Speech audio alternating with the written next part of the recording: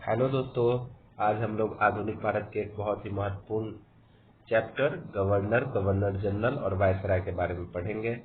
सबसे पहले हम लोग शुरुआत करते हैं प्लासी के युद्ध के बाद से। प्लासी का युद्ध 1757 के बाद से रॉबर्ट क्लाइव सबसे पहले आते हैं 1757 से 60 ईस्वी, और पुनः इनको 1765 से 67 ईस्वी में बंगाल का गवर्नर बना के भेजा जाता है।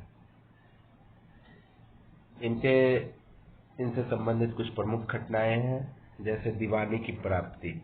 बक्सर का युद्ध 22 अक्टूबर 1764 के बाद 1765 में 12 अगस्त 1765 को मुगल सम्राट शाह आलम द्वितीय और रॉबर्ट क्लाइव के बीच एक इलाहाबाद की संधि होती है, जिसमें बंगाल, बिहार एवं उड़ीसा की दीवानी अंग्रेज को मिल जाती है। इसके अतिरिक्त इनके समय में व्यापार समिति की स्थापना होती है। एक श्वेत विद्रोह होता है, जिसमें सैनिकों का दोहरा भत्ता बंद कर दिया गया था, जिसके विरोध में श्वेत विद्रोह होता है। इन्होंने द्वैत शासन की शुरुआत करी है। द्वैत शासन की शुरुआत 1765 से 72 तक ये द्वैत शासन रहा है। 1765 में द्वैत शासन की शुरुआत करी है। बर्क ने इसे बड़ी बड़ी नींव रखने वाला कहा है, जबकि पर्सियल स्पीयर ने इसे भविष्य का अग्रदूत कहा है। क्लाइव ने इंग्लैंड में जाकर आत्महत्या कर दी थी। इसके बाद एक गवर्नर आते हैं हॉलवेल। ये वही हॉलवेल है जो ब्लैक होल की घटना 1756 का इन्हीं के समय से संबंधित है। यह क्लाइव के बाद बंगाल का स्थानपन्न गवर्नर बना था। वेंसी टाट 1760 से 65। बक्सर का युद्ध जो 1764 में हुआ था, वो किनके टाइम में हुआ था? उसमें बंगाल का गवर्नर कौन था? तो वेंसी टाट था। इसके बाद फिर 1765 से 67 तक रॉबर्ट क्लाइव आते हैं। फिर वेरलस्ट 1767 से 69, इनके समय में बंगाल में द्वैत शासन जारी था।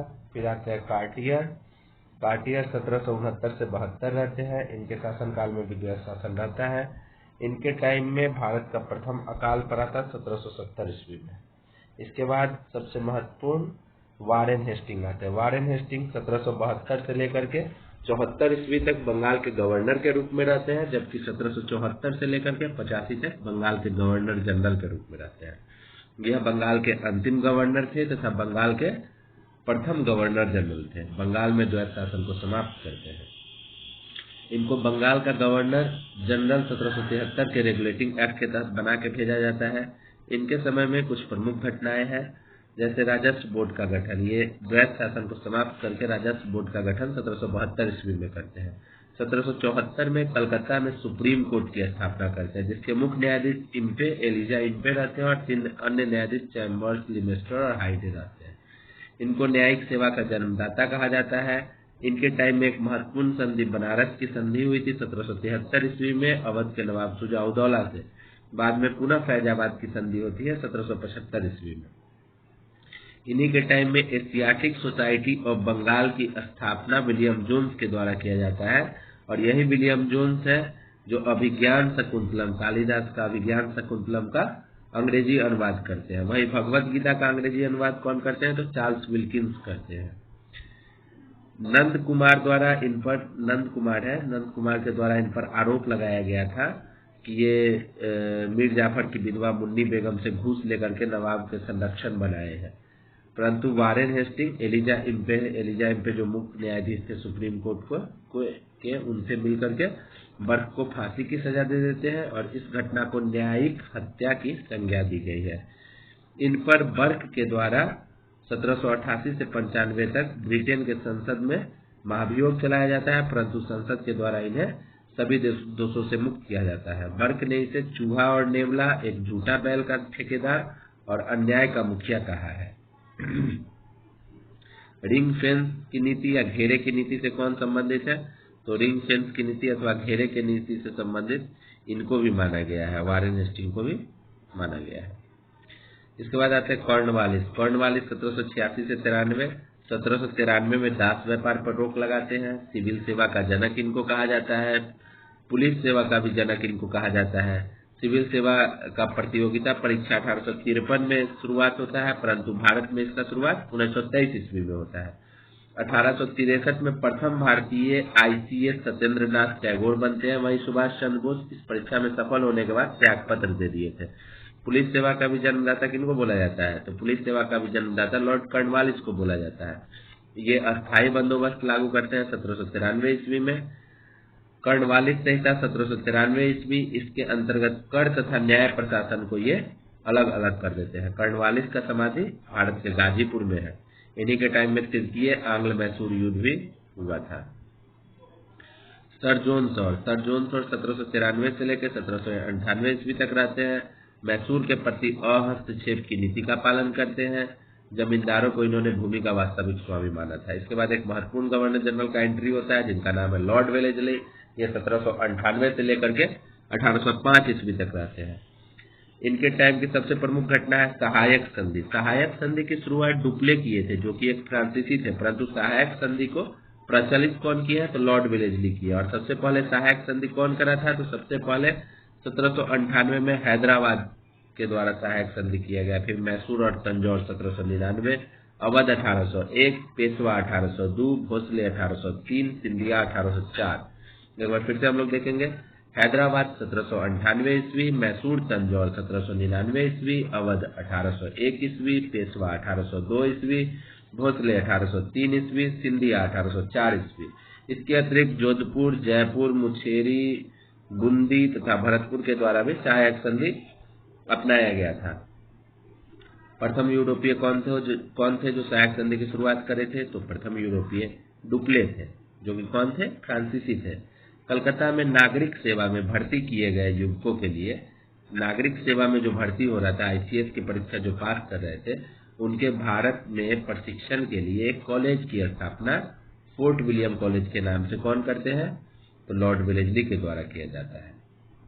इसके बाद आते हैं सर जॉर्ज बार्डले। सर जॉर्ज बार्डले 1805 ईस्वी के आसपास में भारत के गवर्नर जनरल, बंगाल के गवर्नर जनरल रहे हैं। इनके टाइम में 1806 में वेल्लोर में एक विद्रोह हुआ था, जो कि सैनिक से संबंधित विद्रोह था। और ये वेल्लोर कहाँ है? तो मद्रास में। और मद्रास के उस समय गवर्नर कौन थे? तो लॉर्ड विलियम बेंटिक थे। इसमें सैनिकों को पगड़ी बांधने तथा तिलक लगाने पर प्रतिबंध लगाया गया था। तो जॉर्ज बार्डले के बाद कौन आते हैं? तो जॉर्ज बार्डले के बाद आते हैं लॉर्ड मिंटो। लॉर्ड मिंटो 1807 से लेकर 1813 ईस्वी।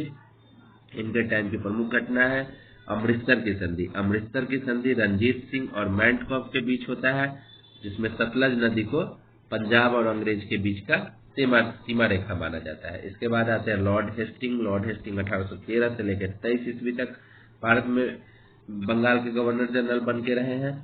इनको ये अहस्तक्षेप की नीति का परित्याग कर देते हैं। ये बहुत सारे राज्य के साथ युद्ध करते हैं और उसको जीतते भी हैं। सबसे पहले प्रथम आंग्ल नेपाल युद्ध इन्हीं के समय में हुआ था, जो कि 1814 से 16 ईस्वी के बीच हुआ था, जिसमें सुगौली की संधि हुई थी।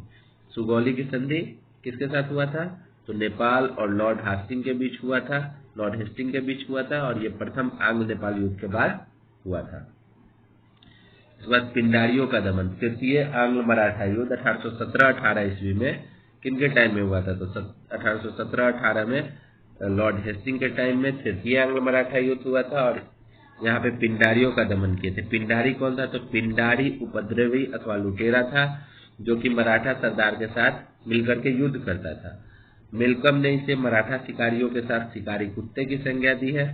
जबकि पिंडारियों के प्रमुख नेता कौन कौन थे? तो पिंडारियों के प्रमुख नेता चीतू, वासिल, अमीर खां, करीम खां थे। ठीक है। इसके बाद तृतीय आंग्ल मराठा युद्ध के बाद मराठा संघ का अंत लॉर्ड हेस्टिंग के कार्यकाल में ही हुआ है। इसमें बाजीराव द्वितीय को गद्दी से उतार दिया जाता है और 18 लाख रुपए वार्षिक पेंशन के बदले इनको कानपुर भेज दिया जाता है। इसके बाद प्रमुख गवर्नर आते हैं लॉर्ड एडम्स। लॉर्ड एडम्स 1823 में आते हैं और ये प्रेस पर प्रतिबंध लगाते हैं। फिर आते हैं लॉर्ड एम्सर्ट 23 से 28। इनके टाइम में प्रथम आंग्ल बर्मा युद्ध होता है 1824 से 26, जिसकी समाप्ति यानडुक की संधि के साथ होती है। इन्हीं के टाइम में 1824 में बैरकपुर में सैनिक विद्रोह होता है। ये सैनिक विद्रोह इसलिए होता है कि वहाँ सैनिकों को बर्मा ले जाया जा रहा था जहाज के द्वारा, और जबकि भारतीय बोलते थे कि समुद्र नहीं पार करना चाहिए। तो यहाँ तक हम लोग बंगाल के गवर्नर और बंगाल का गवर्नर जनरल देखे थे। एक बार फिर से हम लोग फटाफट देख लेते हैं। सबसे पहले क्लाइव 1757 से लेकर 1760 ईस्वी, फिर 1765 से लेकर 1767 ईस्वी तक रहा है। फिर उसके बाद आता है हॉलवेल के बाद आता है वेंसीटॉट 1760 से 65, फिर वेरलस्ट आते हैं 67 से 69, फिर कार्टियर आते हैं 69 से 72, फिर वारेन हेस्टिंग आते हैं 72 से 74 गवर्नर के रूप में, और फिर बंगाल के गवर्नर जनरल के रूप में 1774 से 85 ईस्वी। फिर इसके बाद आते हैं 1786 से 93 कर्नवालिस। फिर इसके बाद कर्नवालिस के बाद आते हैं सर जॉन सोट 93 से 98।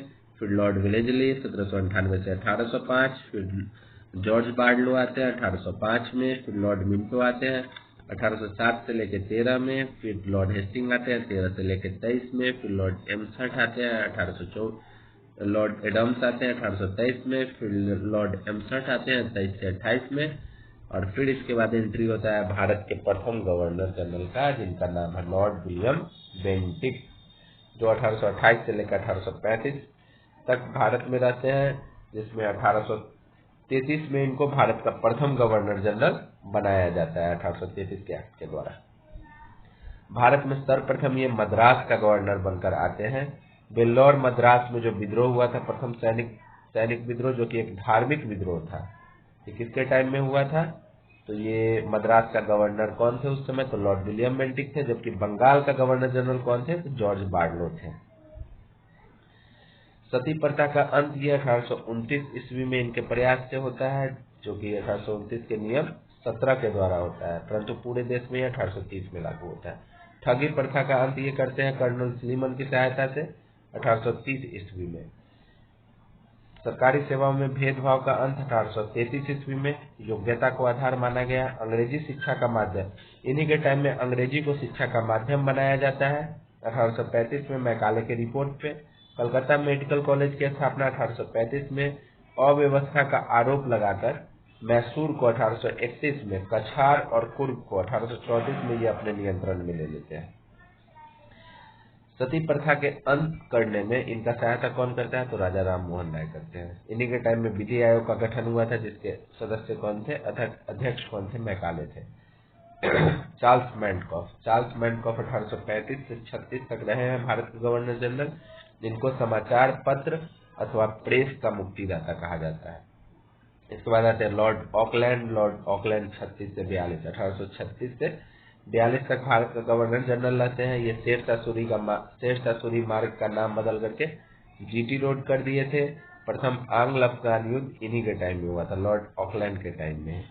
इसके बाद आते हैं लॉर्ड एलेनबरो 1842 से 44 ईस्वी। सिंध का विलय 1843 ईस्वी में लॉर्ड एलेनबरो के टाइम में ही होता है, चार्ल्स नेपियर की सहायता से। और दास प्रथा का अंत 1843 ईस्वी में लॉर्ड एलेनबरो के समय में ही होता है। इसके बाद आते हैं लॉर्ड हार्डिंग 1844 से लेकर 1848 ईस्वी तक रहते हैं। इनके टाइम में प्रथम आंग्ल सिख युद्ध हुआ था। नरबली प्रथा का दमन कौन किया है? तो नरबली प्रथा का दमन लॉर्ड हार्डिंग के द्वारा किया गया है। लॉर्ड डलहौजी 1848 से लेकर 56 तक भारत के गवर्नर जनरल बन के रहे हैं। इनके टाइम की सबसे प्रमुख घटना है व्यापगत सिद्धांत अथवा हड़प नीति, डॉक्ट्रिन ऑफ लैप्स कहा गया है इसको। इसमें ये विभिन्न राज्यों पर अपना अधिकार जमाते हैं, जिसमें सबसे पहले सतारा, फिर जैतपुर, फिर संबलपुर, फिर बघाड़, फिर उदयपुर, फिर झांसी, फिर नागपुर और अंत में अवध पर 1856 में कुशासन का आरोप लगा करके अधिकार कर लेते हैं। तो बीपीएससी में क्वेश्चन पूछा जाता है कि सबसे पहले व्यापक सिद्धांत के अंतर्गत किसको अधिकार में लिया गया था अंग्रेज के द्वारा? तो सतारा को 1848 में, फिर जैतपुर को 1849 में, फिर संबलपुर को 1849 में, फिर बगाड़ को 1850 में, फिर उदयपुर को 1852 में, झांसी को 1853 में, नागपुर को 1854 में। इसके अतिरिक्त पंजाब को 1852 में, बर्मा तथा पीऊ को 1852 में, सिक्किम को 1850 में भी 1850 में भारत में मिला लिया गया था। इसके अलावा इन्होंने बहुत ही महत्वपूर्ण काम किए हैं, जैसे मेरठ में तोपखाना का कार्यालय बनाया था, सेना का मुख्य कार्यालय शिमला में बनाया था, शिमला को ही ग्रीष्मकालीन राजधानी बनाया था। इन्हीं के टाइम में एक महत्वपूर्ण घटना है चार्ल्स वुड का डिस्पैच क्या था? तो ये विश्वविद्यालयी शिक्षा से संबंधित था और ये 1854 ईस्वी में आया था। 1853 ईस्वी में मुंबई से थाने प्रथम रेलवे लाइन 1853 में प्रथम रेलवे लाइन इन्हीं के समय में चालू हुआ था, जो मुंबई से थाने के बीच था। वहीं दूसरा रेलवे लाइन 1854 में कलकत्ता से रानीगंज के बीच इन्हीं के समय में चालू हुआ था। इसके अतिरिक्त इनके समय विद्युत तार सेवा जो प्रथम बार कलकत्ता से आगरा के बीच चलाया गया था। ये भी इन्हीं के समय में हुआ था। 1854 ईस्वी में डाक टिकट भी ये प्रारंभ करवाते हैं। इनके अतिरिक्त ये सार्वजनिक निर्माण विभाग PWD का भी स्थापना करवाते हैं। भारतीय बंदरगाह को अंतर्राष्ट्रीय व्यापार के लिए भी खोल देते हैं। इसके अतिरिक्त लोक शिक्षा विभाग 1854 की भी स्थापना लॉर्ड डलहौजी के टाइम में ही हुआ था। तो लॉर्ड डलहौजी के टाइम में महत्वपूर्ण काम हुआ है। जैसे मेरठ में तोपखाना का निर्माण, सेना का मुख्य कार्यालय कहाँ शिमला बनाया गया, शिमला को ग्रीष्मकालीन राजधानी बनाया गया, चार्ल्स वुड का डिस्पैच आया है, प्रथम बार रेलवे भारत में आया है 1853 में, फिर दूसरा रेलवे 1854 में, विद्युत कार सेवा का प्रारंभ हुआ है, सार्वजनिक निर्माण विभाग की स्थापना हुई है, लोक शिक्षा विभाग की स्थापना हुई है। और इस तरह से लॉर्ड डलहौजी का कार्यकाल खत्म होता है। इसके बाद आते हैं लॉर्ड कैनिंग। लॉर्ड कैनिंग 1856 से 62 रहे हैं। प्रारंभ में ये भी भारत के गवर्नर जनरल बन के आते हैं, परंतु 1857 के विद्रोह के बाद ये भारत के प्रथम वायसराय बन जाते हैं। 1857 ईस्वी के विद्रोह के बाद 1858 के अधिनियम के तहत अब सत्ता सीधे ताज के पास चला जाता है और गवर्नर जनरल को वायसराय कहा जाने लगता है। लॉर्ड कैनिंग 1856 से 62। 1857 का विद्रोह, जो कि भारत का प्रथम स्वतंत्रता संग्राम था, इन्हीं के काल में हुआ था। 1857 में लंदन विश्वविद्यालय के तर्ज पर कलकत्ता, मद्रास और मुंबई में विश्वविद्यालय की ये स्थापना करते हैं। नोट रुपये का प्रचलन लॉर्ड कैनिंग के टाइम में होता है। इसके अलावा विधवा पुनर्विवाह अधिनियम लॉर्ड कैनिंग के समय में आया है। भारतीय दंड संहिता IPC की स्थापना 1861 में लॉर्ड कैनिंग के समय में हुआ है।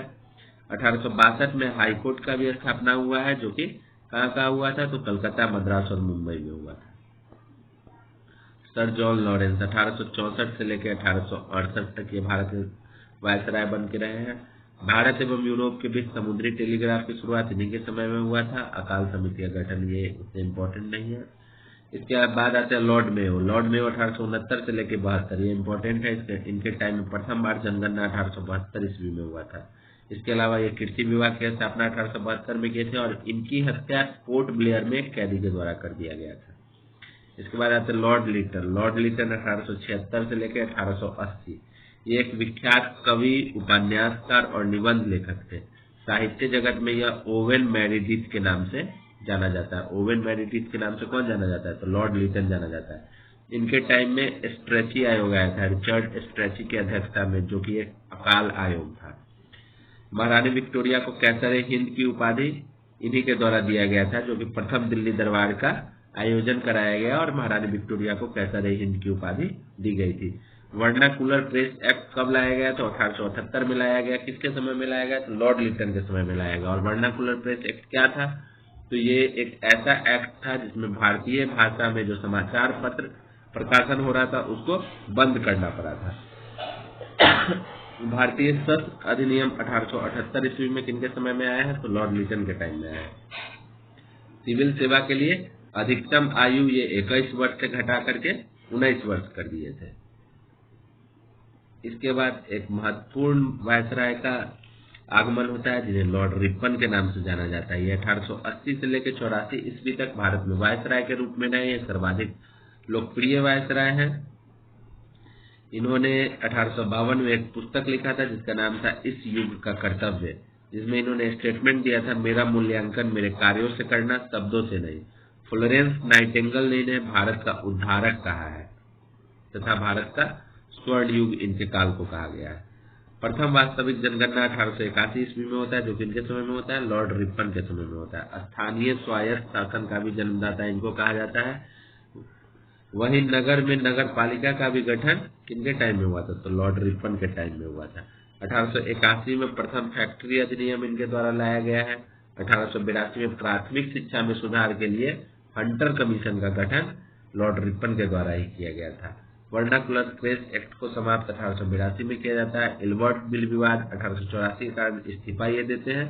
इन्हीं के टाइम में अकाल संहिता 1883 में आया था। ये इल्बर्ट बिल विवाद जो कि न्यायपालिका से संबंधित था।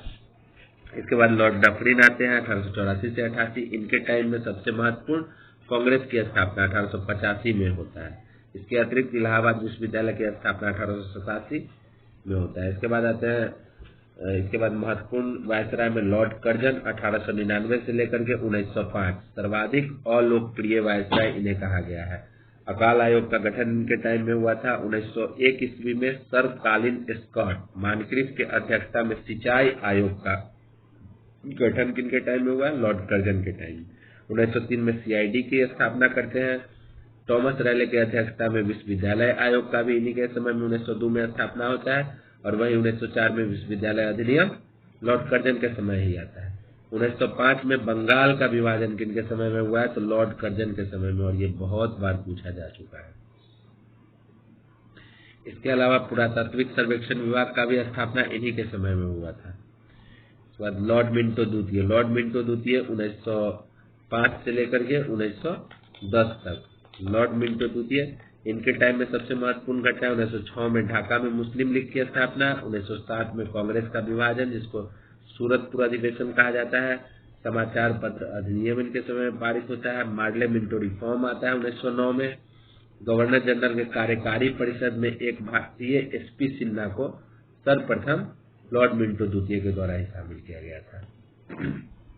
लॉर्ड हार्डिंग द्वितीय 1910 से लेकर 16 ईस्वी तक। 1911 ईस्वी में तृतीय दिल्ली दरबार का आयोजन किनके समय में हुआ था? लॉर्ड हार्डिंग द्वितीय। और इसी दिल्ली दरबार में बंगाल विभाजन की घोषणा को रद्द कर दिया गया था। 1912 ईस्वी में दिल्ली को राजधानी बनाया गया। 1912 ईस्वी में बिहार को एक अलग प्रांत बनाया गया। 1913 में रविन्द्रनाथ टैगोर को नोबेल पुरस्कार मिलता है। फिरोज शाह मेहता ने बम्बई क्रॉनिकल एवं गणेश शंकर विद्यार्थी ने प्रताप का प्रकाशन इसी समय में किया था, लॉर्ड हार्डिंग द्वितीय के समय में। गांधी जी का भारत आगमन इन्हीं के समय में होता है। 1916 ईस्वी में बनारस में मदन मोहन मालवीय द्वारा हिंदू विश्वविद्यालय की स्थापना की गई थी, जिसमें ये भी लॉर्ड हार्डिंग द्वितीय भी उपस्थित हुए थे। लॉर्ड चेम्सफोर्ड 1916 से लेकर 1921। बाल गंगाधर तिलक एवं श्रीमती एनी बेसेंट द्वारा होम रूल लीग की स्थापना कब किया गया था? तो लॉर्ड चेम्सफोर्ड के समय में ही 1916 में किया गया था। डीके कर्वे द्वारा महिला विश्वविद्यालय की स्थापना किया जाता है। महिला विश्वविद्यालय की स्थापना किनके द्वारा किया गया था? तो डॉक्टर डीके कर्वे के द्वारा। 1919 ईस्वी का रॉलेट एक्ट किसके समय में पारित होता है? तो लॉर्ड चेम्सफोर्ड के समय में पारित होता है। 13 अप्रैल 1919 को जलियांवाला बाग हत्याकांड। लॉर्ड चेम्सफोर्ड उस समय भारत के वायसराय थे जब ये जलियांवाला बाग हत्याकांड हुआ था। 1919 ईस्वी के संवैधानिक सुधार अधिनियम को 1921 में लागू किया गया। प्रांतों में ध्वज शासन लॉर्ड चेम्सफोर्ड के समय में ही लगाया गया था। खिलाफत एवं असहयोग आंदोलन की भी शुरुआत इन्हीं के समय में हुआ है। इसके बाद लॉर्ड इरविन। लॉर्ड इरविन 1926 से लेकर 1931 तक। 1927 में भारतीय जल सेना अधिनियम लॉर्ड इरविन के समय में ही पारित होता है। 1928 में साइमन कमीशन भारत आता है। नेहरू रिपोर्ट 1928 में मोतीलाल नेहरू की अध्यक्षता में जो बना था। 1928 में रॉयल कमीशन की नियुक्ति होती है जो कि कृषि से संबंधित है। 8 अप्रैल 1929 पब्लिक सेफ्टी बिल के खिलाफ भगत सिंह बटुकेश्वर दत्त द्वारा जो बम फेंका गया था सेंट्रल लेजिस्लेटिव असेंबली में, उस समय कौन थे भारत के वायसराय? तो लॉर्ड इरविन थे। कांग्रेस का पूर्ण स्वराज 1929 एवं स्वतंत्रता दिवस 26 जनवरी 1930 का आयोजन के समय भी कौन थे वायसराय? तो लॉर्ड इरविन थे। सबने अवज्ञा आंदोलन की शुरुआत भी इन्हीं के समय में हुआ है। दांडी यात्रा 12 मार्च से 6 अप्रैल इन्हीं के समय में हुआ है। 5 मार्च 1931 को गांधी और इरविन समझौता भी होता है द्वितीय गोलमेज सम्मेलन में कांग्रेस से भाग लेने के लिए। वही लॉर्ड विलिंगटन के टाइम में दूसरा और तीसरा गोलमेज सम्मेलन हुआ था, जबकि पहला गोलमेज सम्मेलन लॉर्ड इरविन के टाइम में ही हुआ था। इसके बाद लॉर्ड लिलिथगो। लॉर्ड लिलिथगो 1936 से लेकर 44 तक। प्रथम आम चुनाव 1936 से 37 में इन्हीं के टाइम में हुआ था, जिसमें कांग्रेस 6 जगह से पूर्ण बहुमत और 2 जगह से गठबंधन में सरकार बनाई थी। परंतु कांग्रेस ने 1939 में 22 दिसंबर को इस्तीफा दे दिया था, क्योंकि द्वितीय विश्व युद्ध में बिना कांग्रेस की अनुमति से भारत को शामिल कर लिया गया था। और इसी 22 दिसंबर 1939 को मुस्लिम लीग के द्वारा मुक्ति दिवस मनाया गया था। 1937 में पहली बार एक गांव फैजपुर में नेहरू के अध्यक्षता में कांग्रेस का अधिवेशन हुआ था। किनके टाइम में हुआ था? तो लॉर्ड लिलिथगो के टाइम में हुआ था। 17 अक्टूबर 1940 पवनार आश्रम से गांधी जी द्वारा व्यक्तिगत सत्याग्रह की शुरुआत भी हुई थी। 1940 में विंस्टन चर्चिल ब्रिटेन के प्रधानमंत्री बनते हैं। 1942 में क्रिप्स मिशन इन्हीं के समय में आता है। 14 जुलाई 1942 भारत छोड़ो प्रस्ताव लॉर्ड लिलिथगो के टाइम में ही होता है। 1943 सिंगापुर में आजाद हिंद फौज का विघटन लॉर्ड लिलिथगो के समय में ही हुआ था। लॉर्ड वेबल 1944 से लेकर 1947 इनके समय में शिमला सम्मेलन 25 जून 1945 को होता है। 1945 ईस्वी लेबर पार्टी की सरकार, क्लीमेंट एटली प्रधानमंत्री बनते हैं। किनके टाइम में? लॉर्ड वेबल के टाइम में। 1946 में नौसेना का विद्रोह होता है 18 फरवरी 1946 ईस्वी को। 24 मार्च 1946 को कैबिनेट मिशन प्लान लॉर्ड वेबल के समय में आता है। 16 अगस्त 1946 ईस्वी को मुस्लिम लीग द्वारा सीधी कार्रवाई दिवस कैबिनेट मिशन प्लान के विरोध में मनाया गया था। ये कब मनाया गया था? तो 16 अगस्त 1946 को। उस समय भारत के वायसराय कौन थे? तो लॉर्ड वेबल थे। जुलाई 1946 में संविधान सभा का गठन। 9 दिसंबर 1946 में प्रथम बैठक। तो 2 सितंबर 1946 नेहरू के नेतृत्व में अंतरिम सरकार का गठन। ये सभी कब हुआ है? जब भारत के वायसराय कौन रहे हैं? तो भारत के वायसराय लॉर्ड वेबल रहे हैं। 20 फरवरी 1947 को क्लीमेंट एटली ने घोषणा की कि 30 जून 1948 तक भारतीयों को सत्ता सौंप दी जाएगी। इसके बाद आते हैं लॉर्ड माउंटबेटन। 1947 से 48 ईस्वी तक ये भारत के वायसराय रहते हैं। 3 जून 1947 को माउंटबेटन प्लान की घोषणा होती है। भारत का विभाजन होता है। 4 जुलाई 1947 भारतीय स्वतंत्रता विधेयक प्रस्तुत किया जाता है ब्रिटिश संसद में, जो 18 जुलाई 1947 को पारित होता है। स्वतंत्रता के बाद लॉर्ड माउंटबेटन भारत के प्रथम गवर्नर जनरल। स्वतंत्रता के बाद लॉर्ड माउंटबेटन कौन बनते हैं? तो भारत के प्रथम गवर्नर जनरल बनते हैं। इसके बाद सी राजगोपालचारी 1948 से लेकर 1950 ईस्वी भारत के प्रथम भारतीय एवं भारत के अंतिम गवर्नर जनरल कौन थे? तो राजगोपालचारी थे। ये 26 नवंबर 1949 संविधान सभा द्वारा संविधान अंगीकृत एवं 26 जनवरी 1950 को लागू हुआ। इस दौरान भारत के गवर्नर जनरल कौन रहे? तो सी राजगोपालचारी रहे हैं। गवर्नर जनरल पद की समाप्ति हो जाती है एवं डॉक्टर राजेंद्र प्रसाद को भारत का राष्ट्रपति नियुक्त किया जाता है। इसमें एक गवर्नर जनरल हम लोग मिस किए हैं जिनका नाम है लॉर्ड रीडिंग। ये एकमात्र यहूदी वायसराय थे जो 1921 से 26 तक भारत में रहे और इनके टाइम में चौरी चौरा कांड 1922, स्वराज पार्टी का गठन 1923 और रॉलेट एक्ट निरस्त हुआ है। इस तरह से हम लोग गवर्नर, बंगाल के गवर्नर जनरल, भारत के गवर्नर जनरल और भारत के वायसराय के बारे में विस्तार से पढ़े हैं।